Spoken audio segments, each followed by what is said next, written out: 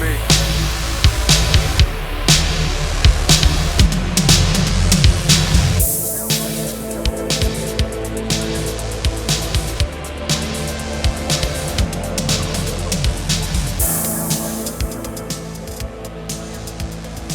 Infinite and the Divine is probably one of the best books, sci-fi books I've ever written. Ever read in my entire life. I loved it. I loved it from start to finish. I loved it. This was a breath of fresh air. This is exactly what I needed. Just a break from Space Marines, from Guard, from the Imperium. Because no matter what anyone says to say that there is no main character or main faction in 40K, it's the Imperium. We know it's the Imperium. They've got the most stuff. They've got the most books. They get everything. It's so great to see a Necron book that's not only great, but it's hilarious. It is very funny. And it also explains that in a way. It explains, like, especially during the... We won't do spoilers yet. We should probably declare that we're not doing spoilers until partway through this, but we really encourage you guys to pick this book up. It's incredible. It is 368 pages. It's written by Robert Rath, who did a fantastic job, an amazing writer, describing the way that the technology works. I felt like it was such impossibly strange technology, but it was explained in such a way that I felt comfortable understanding what it was. I'm sure if you weren't even a 40K fan, you could probably dial in what some of this stuff was doing. And if you're listening to it on something like Audible, it is 13 hours and 21 minutes, read by Richard Reed, who does an amazing job covering every little voice. And there's a lot of different voices in this. It's not just the two main characters. Fantastic book. Knock out of the park. Man, I'm right there with you. I don't even know what I could say that would even top that, because this is definitely probably one of the most beloved 40K books. And if anyone's listening who hasn't read it or listened to it, please do. Listen to it. Don't even read it. Listen to it. The voice acting is phenomenal. It's hilarious. Yeah. It's gut-wrenching. It's heartbreaking. This book does tonal shifts so well. Like, it can go from being absolutely hilarious to absolutely gut-wrenching in one chapter. Yeah, its pacing is really, really interesting. And that kind of goes into that passage of time part of this book. Because they are infinitely living beings, they're essentially immortal. The pacing of a book with immortal beings seems a little bit strange, but when you kind of start to realize that time is not a concept that they care about, they go, oh, we're gonna have to deal with this, and they go, yeah, let's deal with it in like 500 years. Like, who cares about it now? Let's just deal with it in 500 years. That kind of thing just seemed so. It kept me in the book in a weird way, because time was passing, and it was just such an interesting thing. And they go way back in time, and they expand a lot on Necron culture, Necron customs. They go through a whole bunch of the different dynasties. If you are a Necron fan or have ever been interested in the Metal Boys, I mean, it seems like this is a must read. Absolutely. And you know what? Let's get right into the spoilers right now, because the plot twist near the end, I never saw it coming until it actually was about to happen. And the plot twist being, because there's kind of a couple, really. Talking the big one, the tomb. He's like, we finally did it. The Mysterios opened the tomb. We're in. What do we find? Is it a Necron tier? Nope. You got played. You got Vince McMahon. It's the Deceiver. It was me, Austin. It was me all along. Yeah, I thought that was such a amazingly fun thing to add to what a phenomenal climax to this book. These two beings that have they've been bickering, trying to figure out how to solve this puzzle. They've been going back and forth over thousands and thousands of years. They've essentially gone to court over it a couple times, which I thought was really funny that they do kind of a Necron court system. And we're forced to work on it together for the betterment of the Necron, and then all along it was just a big trick. And honestly, I really want them to make a book just doing the War on Heaven play. I need to see this in its full detail because there's some amazing quotes from that. Yes, you know what? There's a lot of great quotes in this, but I still want to focus on the climax there. That big, Yes. that huge Look at me getting off feast track. of entertainment at the end.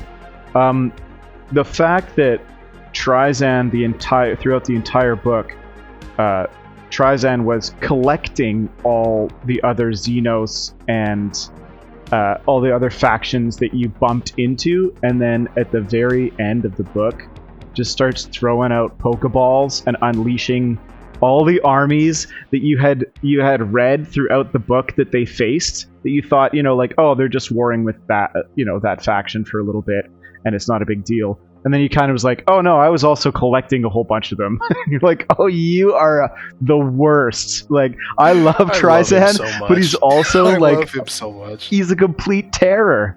Like, he's like, oh, I'll just keep you in a stasis pod for eternity just to watch.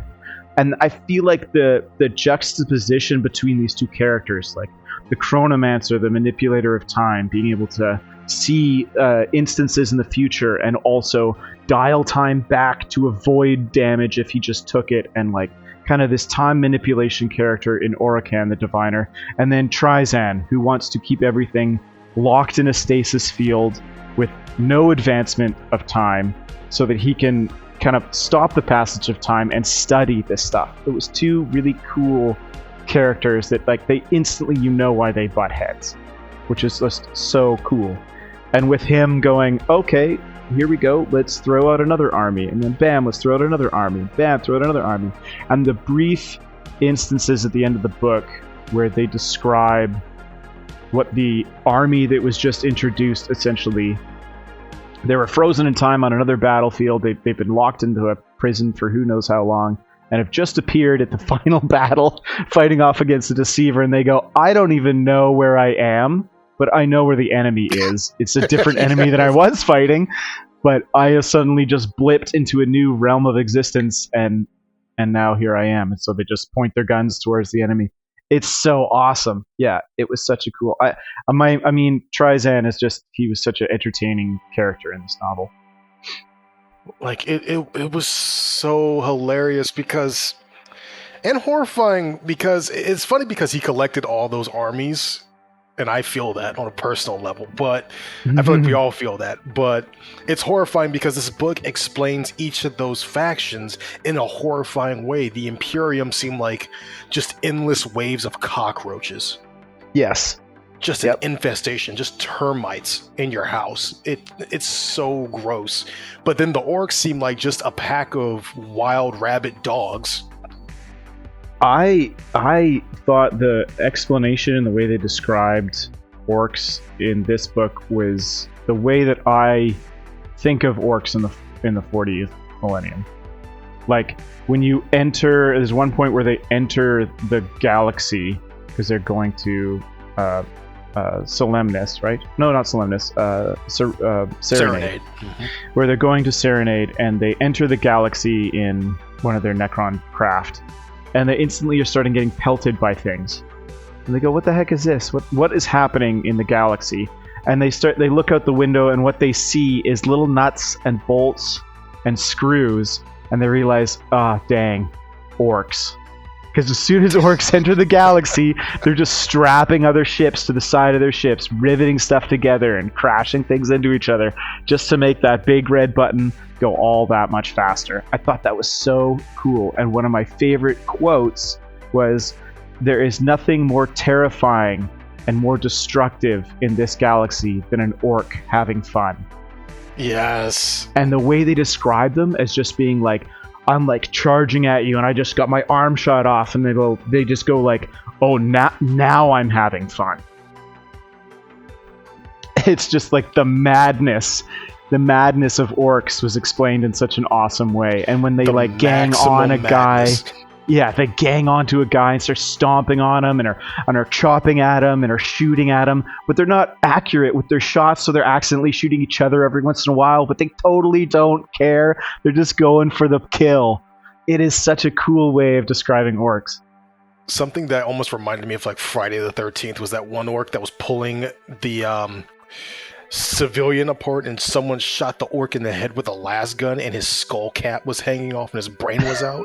And he saw who shot him and ran after him. I was like, that is horrifying. Yeah, that is some awesome, like, I mean, they're essentially like gigantic, genetically superior gorillas. Like, they're just massive, right? They're such a terrifying force, and they go into a little bit of the physiology of these gigantic mushroom guys, and like how their skin is super durable and flesh is really hard to like rend. And, man, I love the way they described the wackiness, and like also like the terrifying insanity of just the orc mind. Like everything's boring. Yeah, I'm super bored until somebody starts shooting at me, and that's when I get my first instance of like excitement. They're like a rabid dog.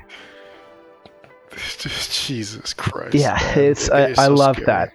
But they also go into so much Necron stuff. Like, they explain the Destroyer cults and the Flayer virus. That's some stuff that, like, I've been playing Necrons for years and I know of them, but I didn't really like get a lot of I didn't really get a big drink of the lore by going through codexes and stuff.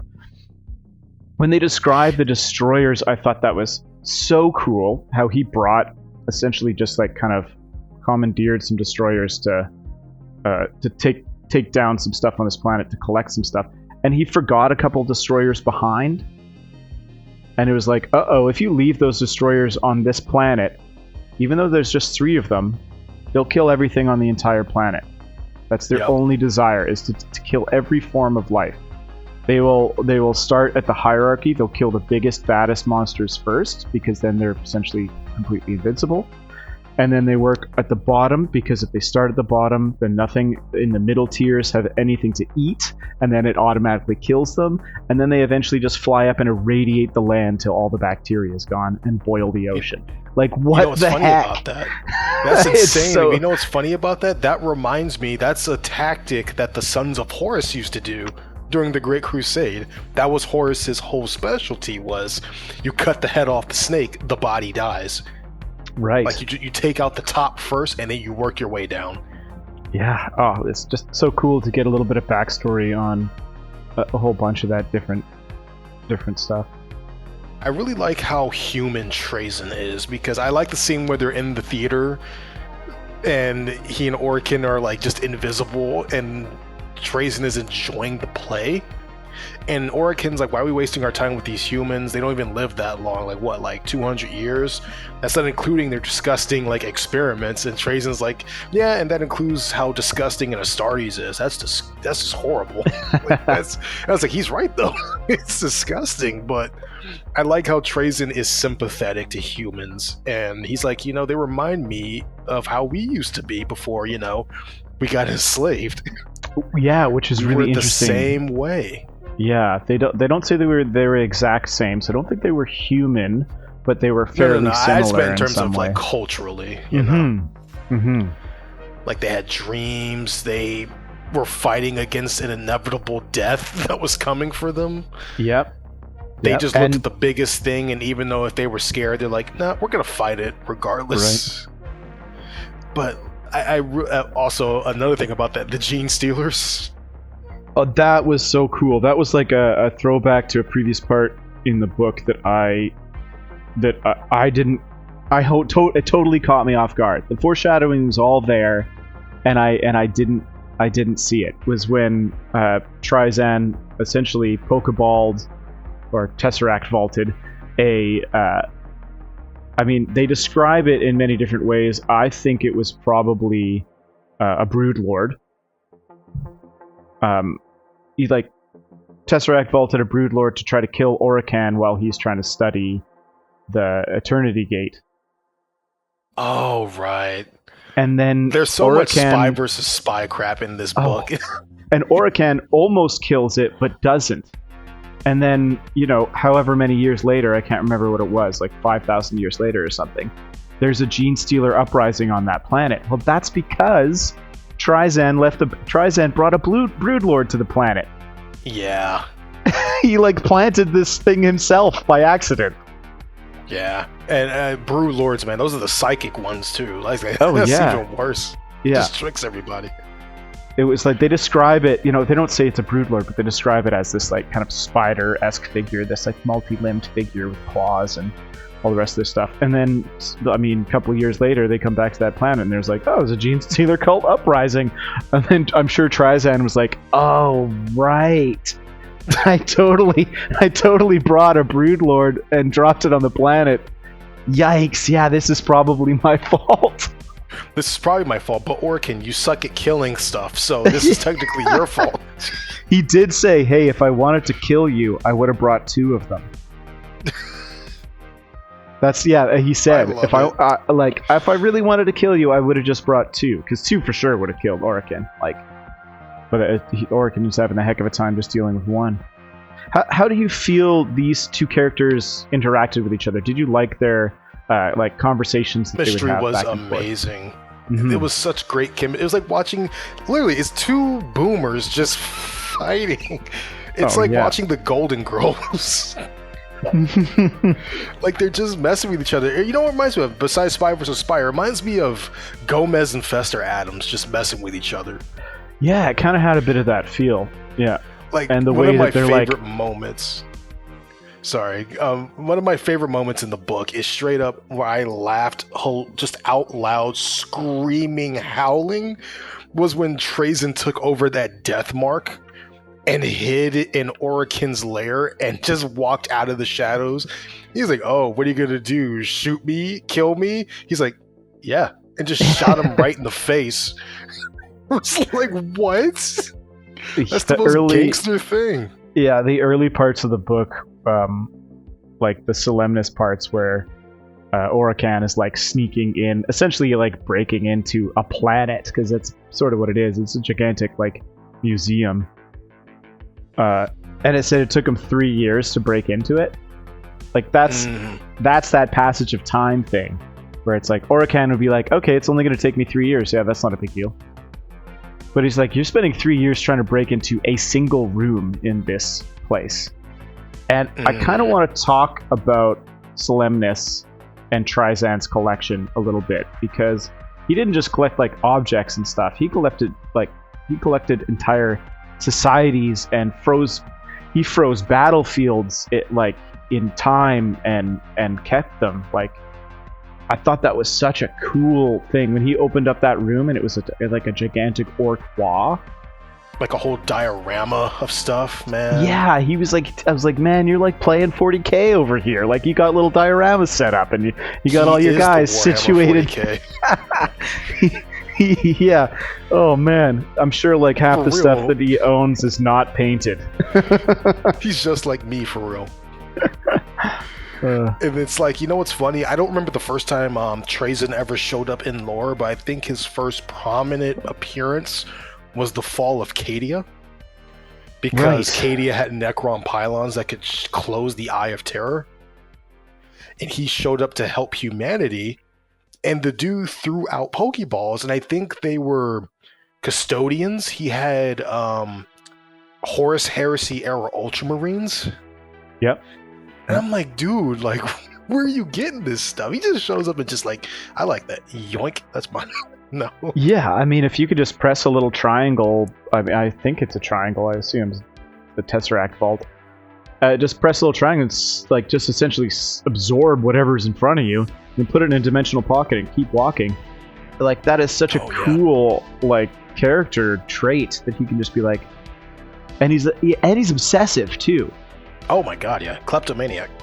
Absolutely, which I thought was a really interesting character trait for like an immortal robot, is to be like, they gave him very human traits. He wanted to collect everything, no matter what it was. Preserve the past. Mm-hmm. Like, I feel that he's a hoarder that's very obsessed with, if I let go of the past, there'll be nothing to remember. Like, we gotta remember this stuff. He's basically a curator. Yeah, he's like a galactic curator. He has a galactic museum. Oh my god, yeah. What about his human servant? That guy was pretty cool. Was he human? I thought he was a Necron still. think he was a human because he got old and died, I think. Oh, I thought it was I'm just. pretty sure he was human. I thought it was just he was woken up too early and his brain was a bit scrambled, which I thought was an interesting thing too. That if you like wake up a Necron from its sleep like too hastily, it'll like fracture their mind That's so tragic. and it'll result in like damage to their mental state. But human or not, I was crying because that dude was like, I miss my wife. Yeah, oh No. god, yeah, I was like, Jesus It's like Christ, the poor he had, like- Necrons, man. yeah. He's like an eternal, he's like eternal robot with fucking dementia. In a way, like memory loss. And so he had to So write everything down on like a tablet, right? That's the guy you're talking about? Yes, yeah. Yeah. He, like even the most simple command, he's like, better write it down because I'm not going to remember this stuff. Yeah, it's just so weird. And he also, another thing that Trizon had on Solemnis was like a gallery of Harud. Yeah, I was like, wait a minute. Oh, that's an awfully dangerous thing to just have lying He around. succeeded where Perturabo failed. Yeah, that's crazy. I was like, Perturabo. Like, he's like, dang, I lost to the Harud. I'm gonna take my anger out on this poor ship commander and just break his spine like Twizzlers. You know, and Trace's like, yoink. That was easy. What did you think of how they described? Because I know I talked about this earlier on. The way they described like technology, like they kind of went into the history of the biotransference and how Trizan can kind of send his cognitive state to another Necron and then reform its necrodermis. What did you think about the technology that Trizan had, and then also like the weird sort of magic? I kind of want to say it's like techno magic. Celestial magic. Yeah, but I thought that was a really interesting kind of two completely unique superpowers. Essentially, is what these two guys have. I look at it kind of like.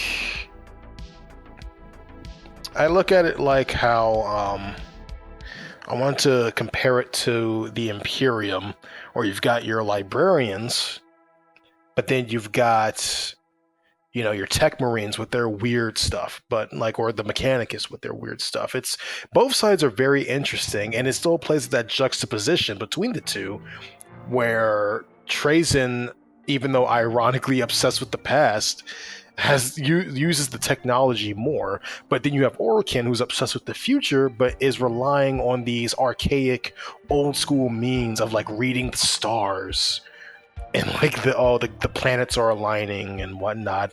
Oh, he's such a Virgo. I don't know.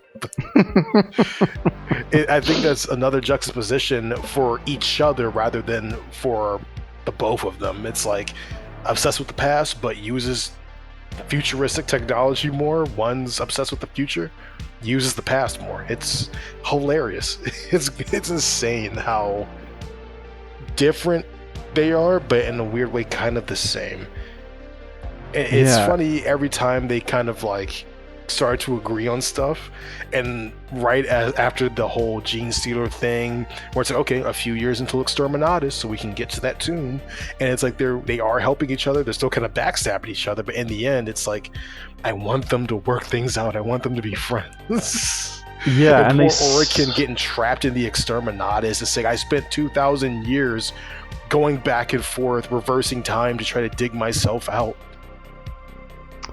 Yikes! Yeah, that was such a interesting like that little part of the book. I thought was incredible. The way they kind of described that scene where he's like trying to get through this, and where Trizan like left essentially like breadcrumbs, but they were like blink teleporters. Yeah. And yeah, he's just like kind of poking these little blink teleporters, and then he like jump blinked his way out of the out of like that cave on Serenity or Serenade. I want to call it Serenity, but was that? I bet that was what they were thinking when they wrote this. Anything but. One thing I really enjoyed was with their like kind of difference in powers and technology and stuff, was the weird power of the empathic obliterator Trizan's Mjolnir, essentially. Yeah. And how early on it described him touching something with it, and when he used it against that item, I think it was a door that was coming down. That door never existed. It's not that it blew it up or it erased it. It's that it never existed in the first place. Which is like the coolest tech, and I want to know I want to do some little research and figure out what the empathic obliterator actually was, because it is clearly some relic from before time began. Like, it's a crazy weapon. Yeah, I was like, I want to know how he found it. Yeah, well, I mean, if we could he's probably just scoured the galaxy over 1 million billion years. And... yeah. But you know, with the whole final battle with the Deceiver shards, which was like so awesome, because I never think about the Deceiver. It's like every time I see the Catan shards, I always think about the Void Dragon, because that's the one the Emperor fought. But it's like the Deceiver, I think he was the main guy who tricked the Necrontyr into biotransference. I think, yeah, it was him specifically that did that. Mm-hmm. And it's crazy that to actually see, because I've never read a Warhammer book where they fight a Catan shard. I'm sure the Death Watch have done that, but it's so insane how Lovecrafty and powerful they are, even as shards, just pieces. Yeah, when it started off and it's just like the 2v1 kind of thing, the Orokin and Trizan versus the Shard, and you're like, this fight is like ridiculous, and then the Shard goes like, oh yeah, right, I can just do this, and just splits itself into two other shards, and you're like, oh no, it just gets so out of control so fast. It reminds me of Dragon Ball Z. It's very, it is, and just the way, the detail in which they describe that final battle, like with like there's one scene where they describe a Doomsday Ark amping up its shots and trying to pop off a shot, and the way the whole thing collapses and explodes, it was like poetry. The way I could see it in my head so clearly, it was just written so well. I love the writing. I gotta give a shout out to the writer, Robert Rath. He did a fantastic job. If you ever hear this, Robert Rath, you're an amazing writer, and I can't wait to read your other Necron stuff, because this was crisp. But what I did like a lot about the final battle, and a lot of the fight scenes with the Necrons, is that it's described so much more elegantly, not in like an Eldar way, but in terms of like, this is an ancient race with heightened technology who have been around since the old ones. And you look at Space Marines fighting, where it's just like watching gorillas and Kevlar just beat people with shotguns to death, you know? Yeah, there's like the end battle had some elegance to it, which I thought was really cool. But them coming together and really showing off their powers in interesting ways, where Orokin is kind of counter hacking the Deceivers' like infections, and then Trizan pulls the ultimate Chad move and he goes, oh, you're gonna make 3 yourself? Well, I'm gonna make 10 of myself. Pulls 10 of himself out of a dimensional pocket, splits them out all over the room, and starts essentially just like detonating them whenever he needs to try to do a little bit of damage. And not only that, the coolest line in this entire thing is when he turns to him and says, I have not brought just one army, I've brought 5. And he starts whipping out Eldar Exodites. He got the Orcs in there. He throws out some Tyranid. He throws out Astra Militarum. It's just like, oh my goodness.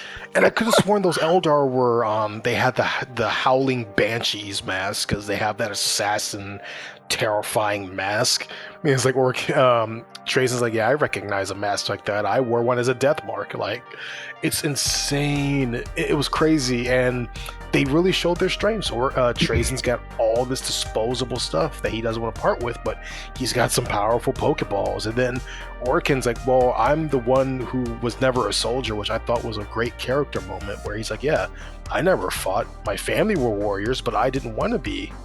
I prefer looking at the stars and philosophy and stuff, it really does show another difference between the two. And it was great that Orokin got his moment to shine. They both got their moments to shine. It was great watching them actually work together. Yeah, I was waiting for that, because I was like, okay, this is like heavily. I mean, you could tell that Orokin was doing a lot in that fight. He was counter hacking essentially guys so that they wouldn't turn on them, and like putting up glyphs and trying to like, slow time and manipulate what's happening in the battlefield. But the first like 3/4 of that thing was 100% Trizan just being a stone cold grandpa badass. And then at the very end, he's like, I don't want to give you this super cool gem because it's like it's so important to me. I really don't want to give it to you, but I guess it's better giving you this gem than us both dying here, and I don't even get to enjoy it anyways. So he gives Orokin the gem, and Orokin immediately goes Broly and absolutely thrashes. Dude, that was awesome. I loved it, and I also loved that Trizan was like, oh yeah, there's only 5 shards, and at the very end he reveals that there's actually 6 shards, and he's now got all these things imprisoned on Solemnus and can talk to them, and is like, you're kind of flirting with the deceiver there, Trizan. You might want to cool it. You better be careful before you get bit. Yeah, like it's the deceiver's just biding its time, which I thought was kind of interesting. I thought that was pretty cool. I can't wait to see what they do with that. But before we get back to that, I want to go back to when Trizan gave Orokin the Eldar gemstone and broke it when he transformed. I have a theory who that was, because that wasn't Orokin. No, it wasn't. I have a theory. It was Asuryan, who was the Phoenix King of the Eldar, their oldest god, the god of fire and light, said to have been consumed by Slaanesh, but it's also the older brother of Cain. Because at first I thought it was Cain. I'm like, fire, destruction, doesn't care about life, wants to kill. That's Cain. But I'm thinking, what if it's Asuryan, like a shard of Asuryan? Because the way they describe this thing, like it just sounded just like Asuryan, but we don't know, because apparently Asuryan was killed by Slaanesh when Slaanesh was born, I think. But we don't know. This who knows? This Trazan, this could be anything, Well, that was the gem that he got. That was the first little part of this book. That was the gem that he pulled out of that the Eldar bone. There's like a little temple of bone, and he pulled out that shard. That's when he first met those Eldar Exodites, and it's like, oh, this Carnosaur, this like mage riding a Tyrannosaurus Rex is pretty awesome.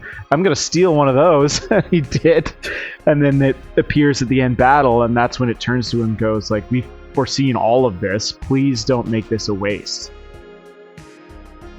Which I thought was pretty cool.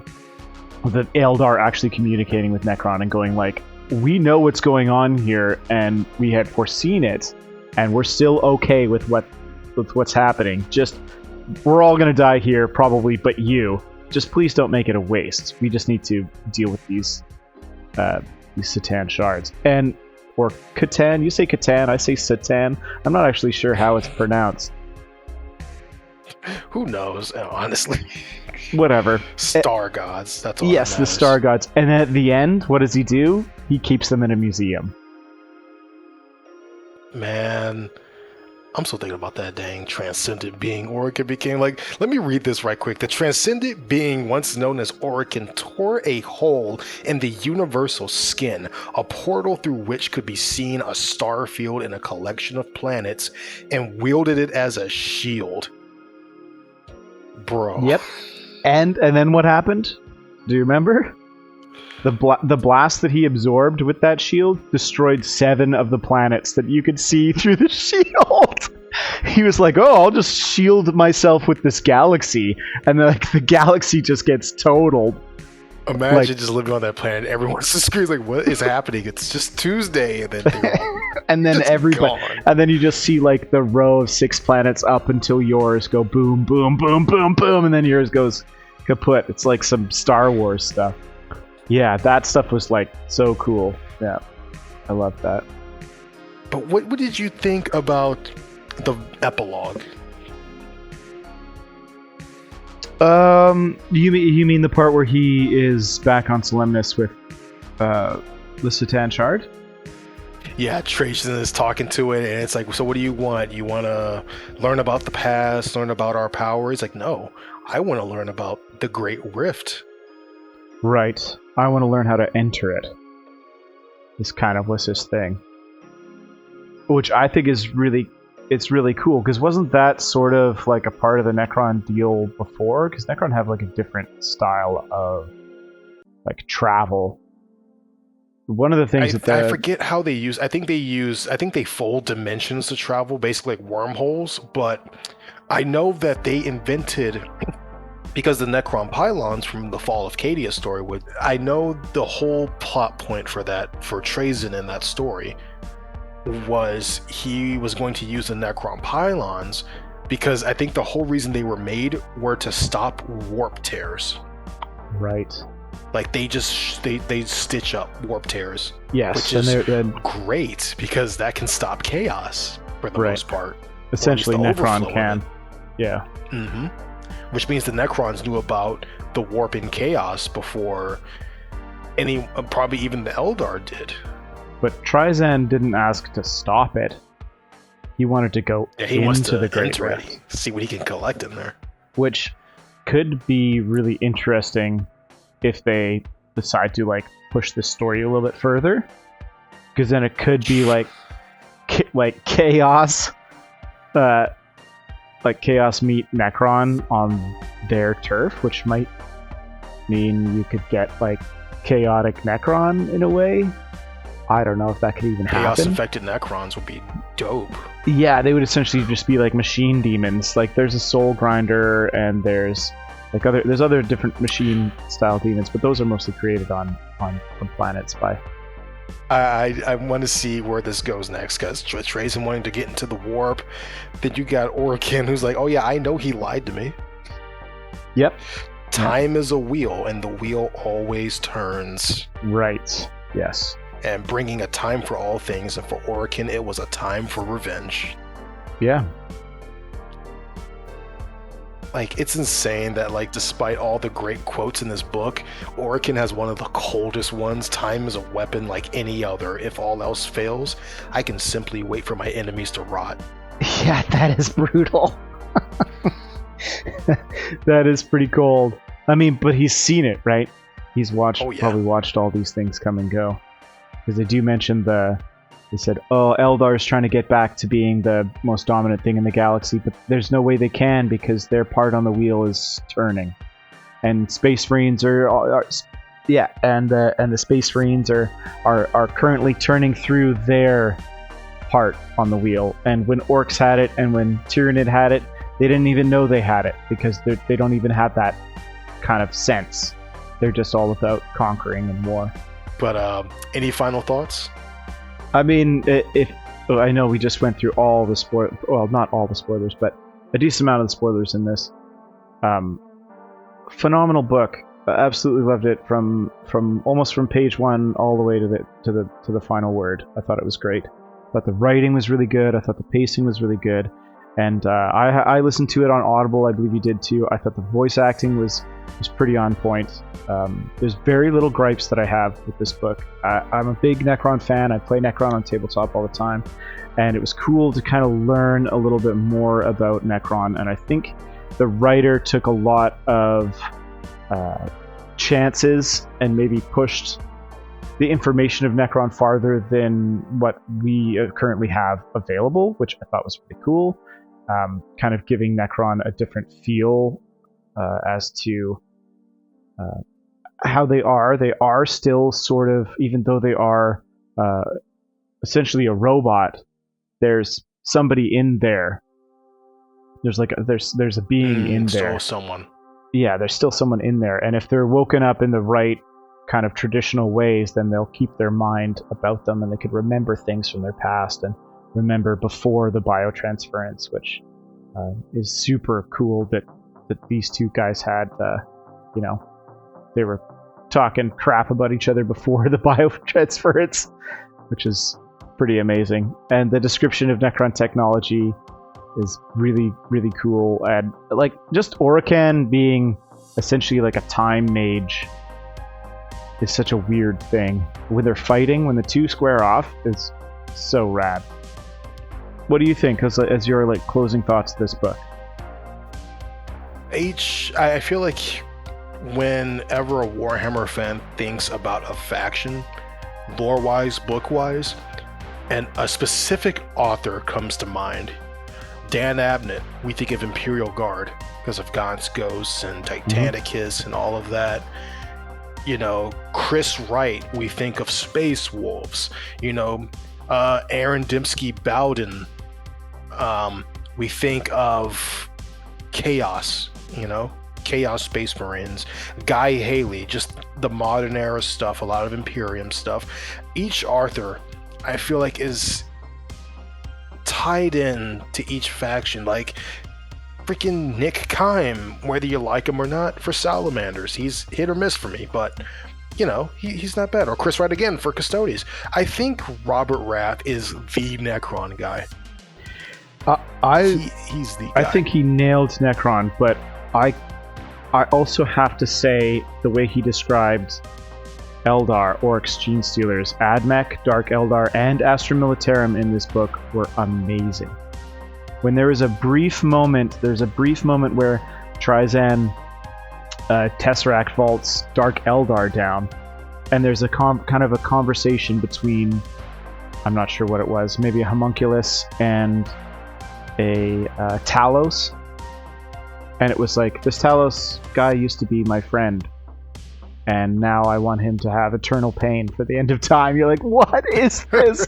These guys are so evil. And the way, like I said before, the way he wrote Orcs I thought was amazing. Just how much joy they get out of violence and stuff. It truly is a horror movie. When the Astra Militarum are doing their commands, like the Imperial Guard regiments doing their, like, in 30 seconds we're doing this, and everyone rush that way, and they're calling out all these things. I thought that was really, really quite cool. And then of course the Flood of Tyranid was amazing. Like, I think he proved as a writer that not only can he nail Necrons out of the park, the brief moments where we got to see the other armies that were involved, the other factions and races that were involved in this book, you got to see that I think we could give this guy a chance doing almost anything.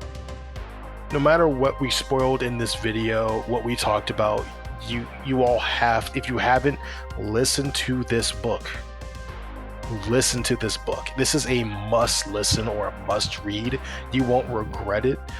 It's just fantastic from start to finish. It's inspiring me to write some stuff. Like, it's so well written and it flows so well that it's like, damn, now I want to write, a story or something, It's the very voice inspiring acting in that way. Yeah, the it voice is acting inspiring. is top. Richard Reed nailed it. Absolutely. Like, I think he's probably going to be my number 3 favorite 40K narrator behind I didn't do any Jonathan research. Keeble. Oh yeah, Jonathan Keeble and Toby Longworth. I wonder if he's done other books. I think he's the main Necron narrator, because I know he's been on Adeptus Ridiculous, where they talked about the Necron books. He's narrated, like, I think it's Twice Dead King. Oh yes, okay. But that's all I got. I'm satisfied. I am so satisfied. This book left me amazingly satisfied. It made me want to chase down some more Robert Rath books and give them a try. I think it was. This makes me want to play Necrons.